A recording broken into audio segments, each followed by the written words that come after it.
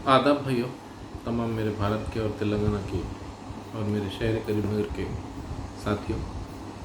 आज आप तमाम के सामने फिर हाजिर हूँ कुछ इश्यूज़ को लेकर जो मेरे नज़र में इम्पॉर्टेंट है, ताकि आप लोगों तक भी उसको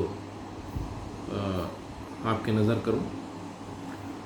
पूरे नेशनल लेवल पर जब से इंडिया चाइना का मसला हो रहा है, बहुत सारे ऑर्गेनाइजेशंस बाहर आकर और बहुत सारे छोटे मोटे तंजीमें अपने बैनर के तहत आकर चाइना के प्रोडक्ट्स को दुकानों से निकालकर रोड पर जलाना या फोड़ देना, टीवियों को, फ़ोनों को वगैरह, ये हम सोशल मीडिया में और टीवियों में भी देख रहे हैं। एक चीज़ उनके लिए ये कहना चाहता हूँ कि हमारे भारत के लोगों की ही दुकानें हैं वो, और फिर हमारे भारत के ही जो है सो उसको ख़रीद के बेच रहे हैं। इसमें भला चाइना का क्या नुकसान है, मुझे तो समझ में नहीं आ रहा है। अगर चाइना का बहिष्कार करे, जैसा कि आज अभी इस वक्त कुछ देर पहले, मैं इस वीडियो को बनाने से कुछ देर पहले एक न्यूज़ देख रहा था कि महाराष्ट्र ने 5,000 करोड़ का जो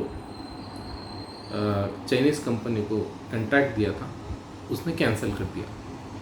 ये बहुत अच्छी न्यूज़ है हमारे लिए, ताकि चाइना को एक इफ़ेक्ट पड़े। लेकिन फिर एक वहाँ पर एक सवाल पैदा ये होता है कि 5,000 करोड़ में जो प्रोडक्ट महाराष्ट्र गवर्नमेंट ने कैंसिल किया है चाइनीज़ कंपनी, क्या दूसरी कंपनी उसी को 5,000 करोड़ में कर सकते हैं क्या? ये भी एक सवाल है।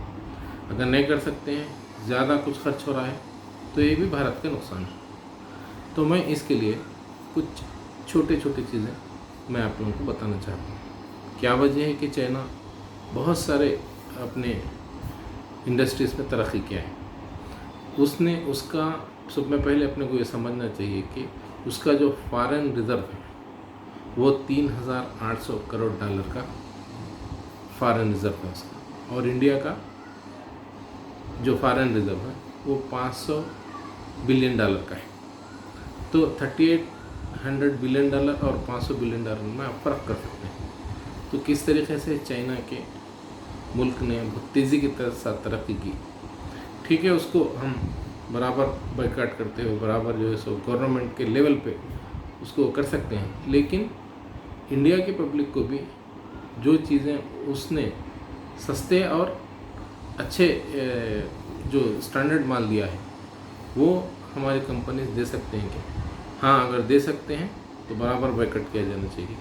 और गवर्नमेंट जीएसटी के नाम पे, टैक्सों के नाम पे ये बोझ हमारी कंपनियों पर ना डालें। अगर डाल लें तो फिर आवाम को महंगा माल मिलेगा, क्योंकि आप लोग पेट्रोल ख़रीद रहे सस्ते में और आवाम को मुसलसिल 16, 17, 18 दिनों से पेट्रोल महंगा दिया जा रहा है।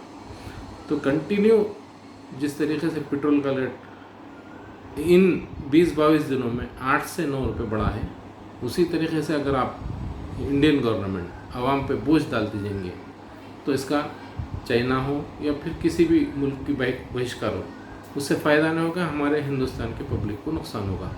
तो इस बात को ज़रूर समझने की ज़रूरत है, क्योंकि चाइना बहुत सारे चीज़ें, जैसा टेलीकॉम कंपनी है उसमें, और फिर मोबाइल सेक्टर है, फिर आपके इलेक्ट्रॉनिक सेक्टर है, और फिर मेडिकल सेक्टर है, उसमें भी बहुत सारे चीज़ें हम उस पर डिपेंड हैं। इसको हमारी आवाम को समझना चाहिए। तो हम हुकूमत, इंडिया की हुकूमत पे हम ये प्रेशर बना के रखें कि वो कैसा हमको उस चीज़ को मैन्युफैक्चर करके या फिर मैन्युफैक्चर इंडस्ट्रीज़ को बग़ैर टैक्स के फ्री करे, तो हो सकता है कि वो भी हमको सस्ता दें। लेकिन इस मूवमेंट में भारत में फैक्ट्रीज टिकना एक बहुत बड़ी स्ट्रगल की बात है, क्योंकि जिस तरीके से टैक्सेस हैं, सब जानते हैं कि उन टैक्सेस बनते बनते आवाम को जो एक मटेरियल है वो लाए तक कितना महंगा पड़ता है। इसकी वजह से चाइना ने हमारे मुल्क में बहुत सारी चीज़ें बनाकर, कई पुर्जे बनाकर हमको दे रहा है, चाहे वो ऑटो सेक्टर हो, ऑटो इलेक्ट्रॉनिक सेक्टर हो, या फिर आपके खिलौनों का सेक्शन हो, या इलेक्ट्रॉनिक सिस्टम हो, कौन सा भी सेक्शन ले लो आप, मेडिकल सेक्शन हो, उसने बहुत हमारे मुल्क की कंपनीज उस पर डिपेंड है। इसको हमको सोचना चाहिए। आवाम को जब एहतजाज कर रहे हैं, अपना एहतजाज दर्ज कर रहे हैं, तो उनको भी सोचना चाहिए कि आखिर हम किस तरीक़े से उसको बाइकआउट कर सकते हैं। तो फिर वो आवाम को पलटा कर हिंदुस्तान की कंपनीज या फिर कोई दूसरे कंपनीज हमको वो रेट में दे सकते हैं क्या? अगर देते हैं तो बेहतर है, नहीं तो फिर हमको सोचना पड़ेगा।